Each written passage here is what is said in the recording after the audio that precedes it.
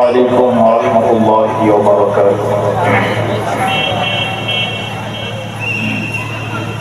نحمده ونستعينه ونستغفره ونؤمن به ونعوذ بالله من شرور أنفسنا.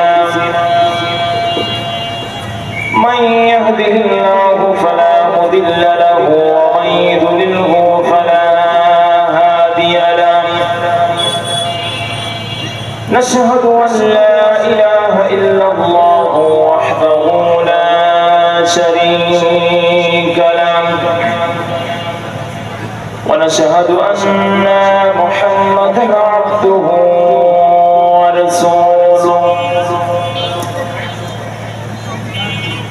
الذي أرسله بالحق بشيرا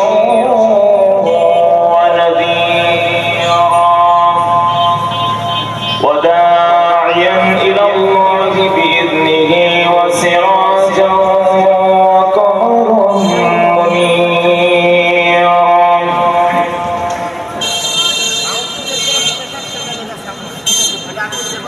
أما بعد فقد قال الله تعالى في كلامه المجيد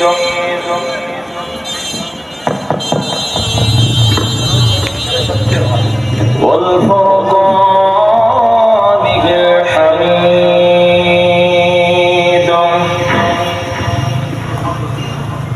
আমার সঙ্গে সকলে পড়ুন আউযু বিল্লাহি মিনাশ শাইতানির রাজীম.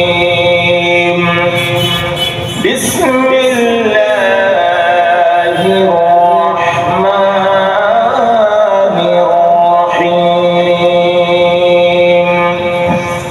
ইন্নাল্লাহা ওয়া মালাইকাতাহু ইউসাল্লুনা আলান নাবী ইয়া আইয়ুহাল্লাযীনা আমানু সাল্লু আলাইহি ওয়া সাল্লিমু তাসলিমা.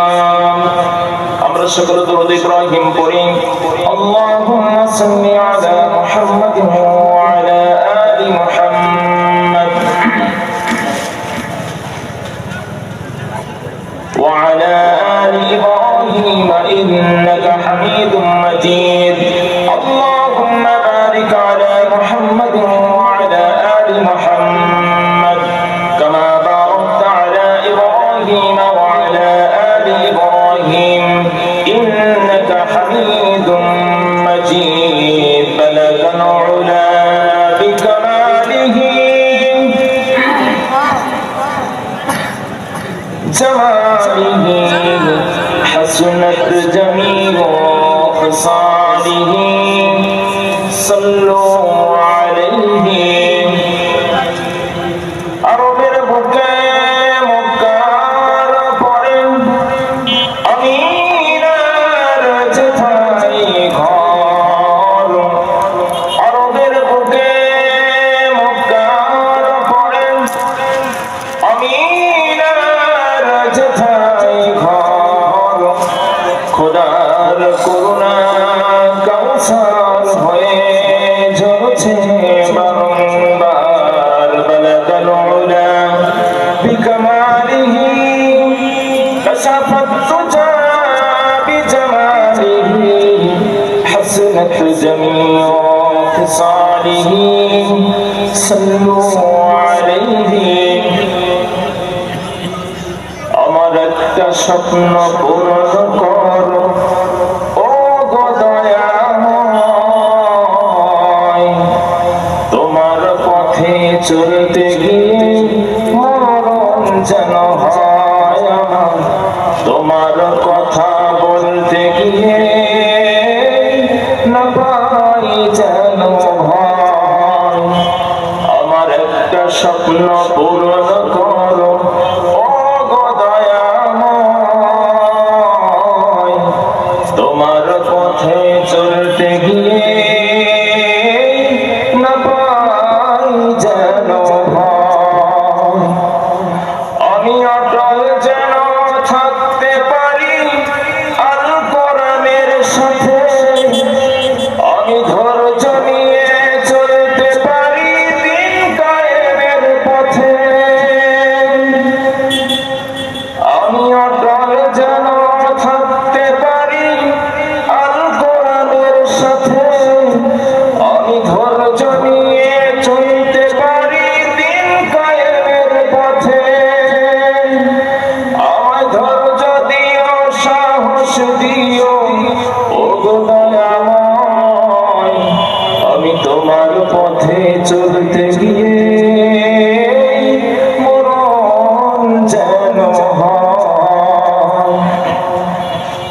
হৃদয় খুলে হাসতে পারি যেন সবার সুখে, আমার নয়ন যেন কাঁদতে পারে মুসলমানের দুঃখে।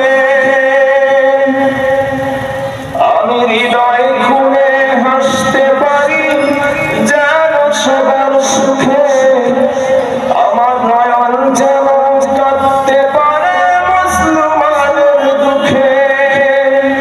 আমায় এমন দিও ঈমান দিও ওগো দয়াময়, তোমার পথে চলতে গিয়ে মরণ যেন হয় আমার, তোমার পথা চলতে গিয়ে মরণ যেন হয়। লিল্লাহি তাকবীর, লিল্লাহি তাকবীর। আল কোরআনের আলম,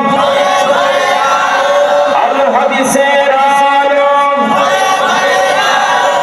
আল কোরআনের আলম। লিল্লাহি তাকবীর।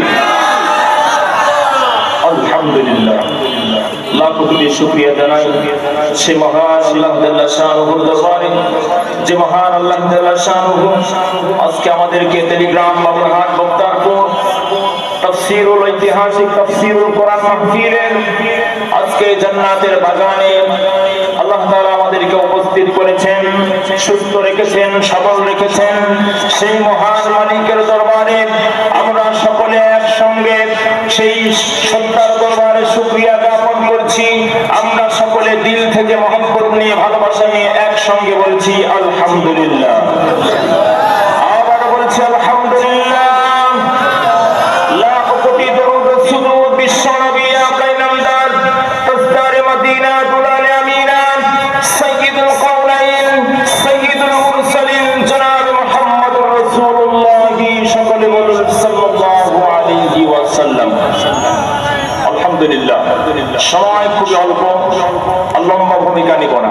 খুব অল্প সময়ের মধ্যে আমি যেহেতু একজন শিক্ষক এবং আমি বিশেষ করে হাফিজিয়া মাদ্রাসার একজন শিক্ষক, সেখানে যেহেতু কোরআনুল কারীম তেলাওয়াত করা হয়, সেই কোরআনুল কারীম সম্পর্কে অল্প কিছু কথা বলে ইনশাআল্লাহ শেষ করব। ওয়া তাওফীক ইল্লা বিল্লাহ, আলাইহি তাওয়াক্কালতু ওয়া ইলাইহি উনীব। আলহামদুলিল্লাহ, আমাদেরকে আল্লাহ রাব্বুল আলামিন কোরআনুল কারীম দিয়েছেন।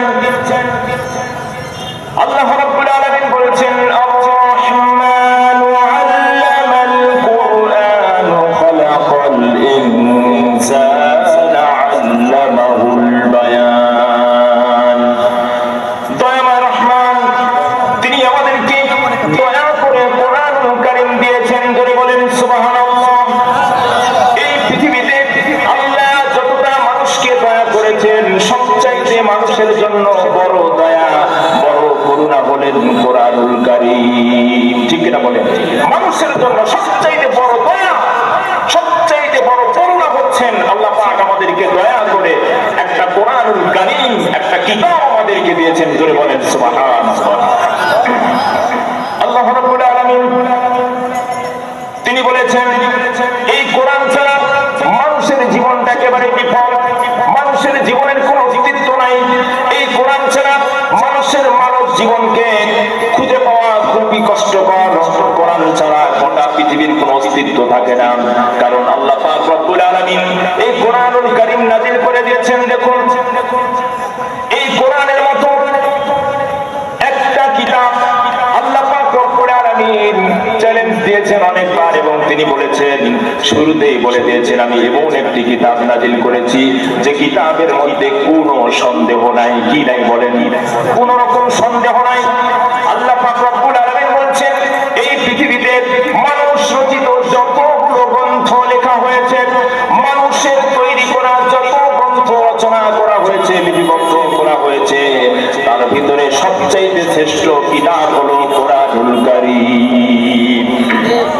মানুষ যে কিতাবগুলো রচয়িতা করে, যে কিতাবগুলো লিখে, এই কিতাবগুলো লেখার শুরুতেই তারা বলে দেয় এই কিতাবের মধ্যে কোনো ভুল ত্রুটি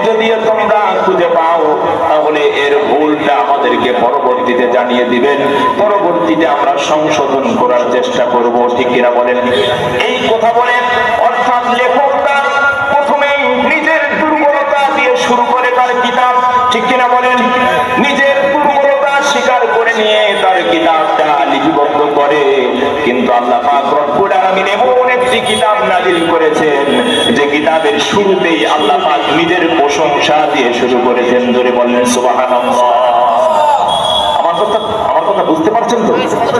আল্লাহ পাক রব্বুল আলামিন নিজের প্রশংসা দিয়ে এই কোরআনুল কারীম শুরু করেছেন, দুর্বলতা দিয়ে নয়।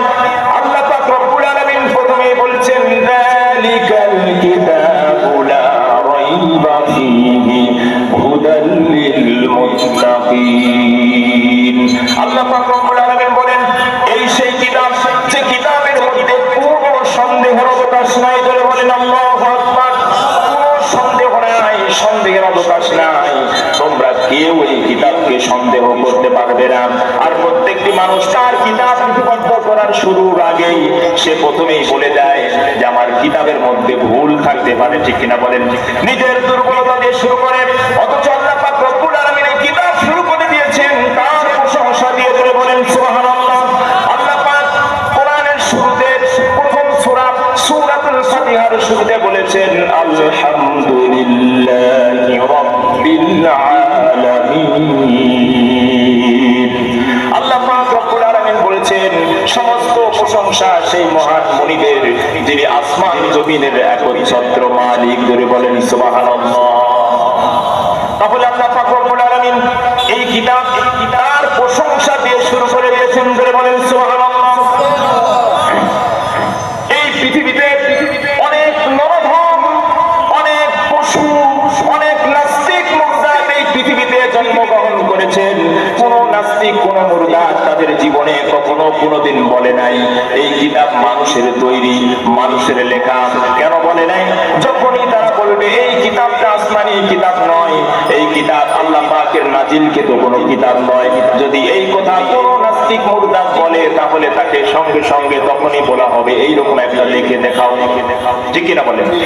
কোন নাস্তিক, কোন মুরতাদ কোনদিন কখনো, অনেক নাস্তিক মুরতাদ যত হয়ে গেছে, কিন্তু তারা কখনো কোনদিন কেউ বলতে পারে নাই যে এই কিতাব মানুষের লেখা, মানুষের রচিতা, মানুষের নিজের মন মস্তিষ্ক দিয়ে এই কিতাবকে লেখা হয়েছে, এইরকম কথা কেউ বলতে পারে না। কারণ যদি কেউ বলে তখনই তাকে বলা হবে এইরকম একটা কিতাব নাযিল করে দেখাও, সে তো পারবে না, এই জন্য সে বলেও নাই।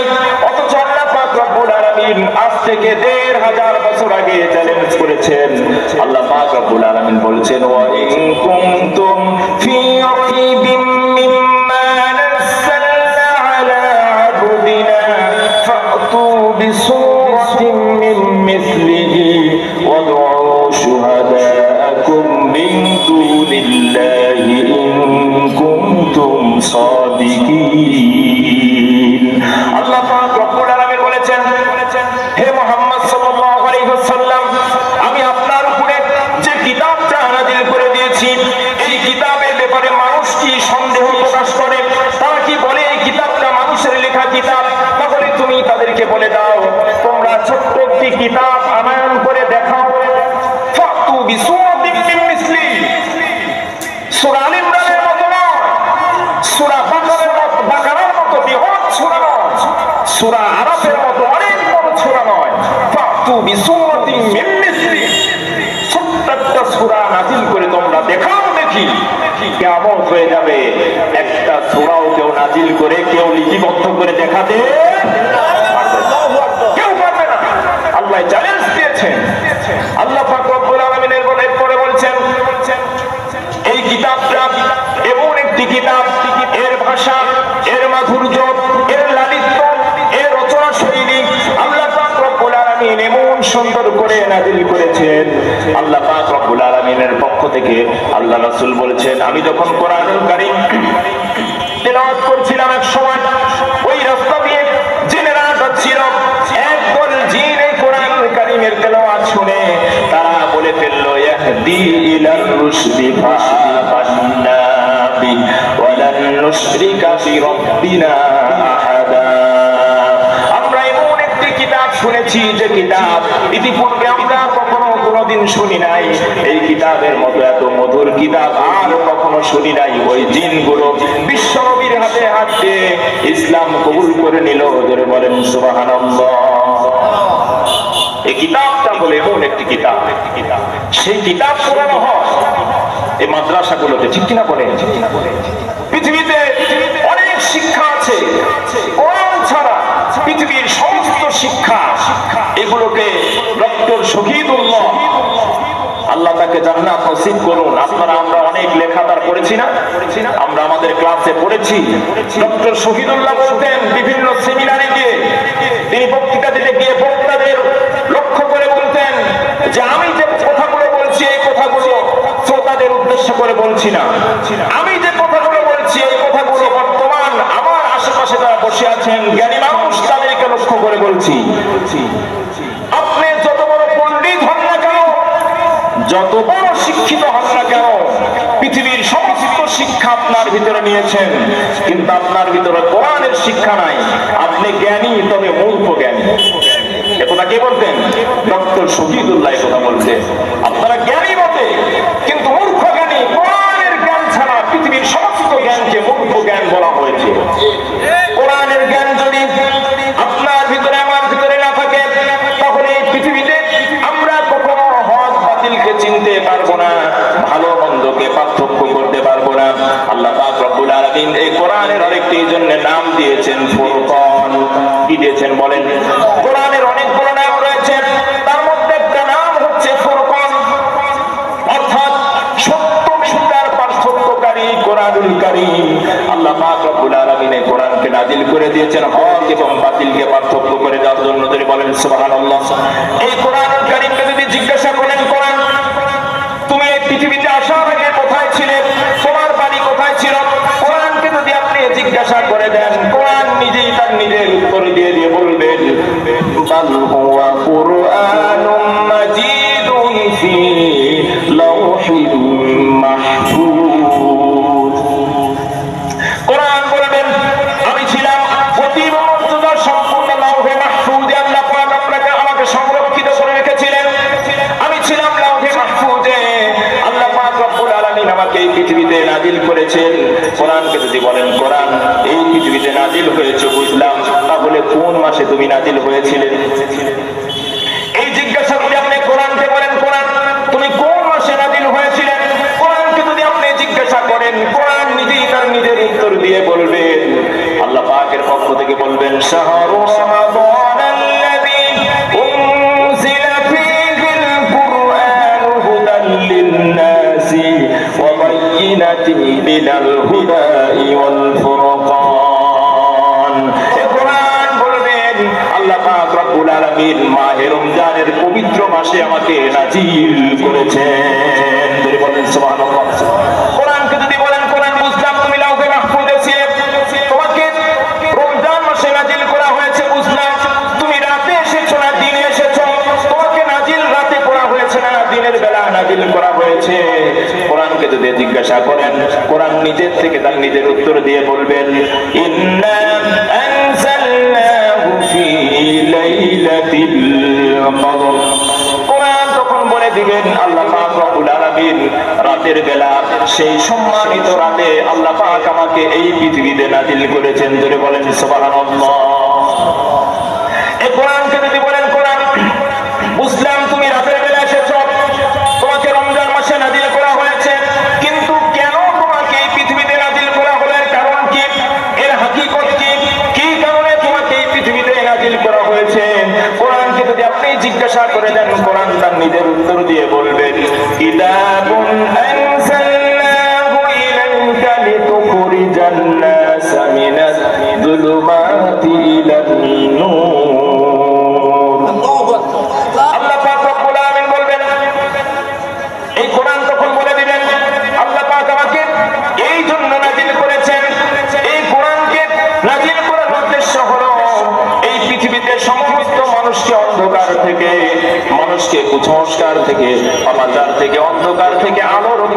দেখানোর জন্য আল্লাহ পাক রব্বুল আলামিন আমাকে এই পৃথিবীতে নাজিল করেছেন। কোরআনকে কেন নাজিল করেছেন? অন্ধকার থেকে মানুষকে আলোর পথে ডাকার জন্য আল্লাহ পাক এই কোরআনকে নাজিল করেছেন। ধরে বলেন সুবহানাল্লাহ।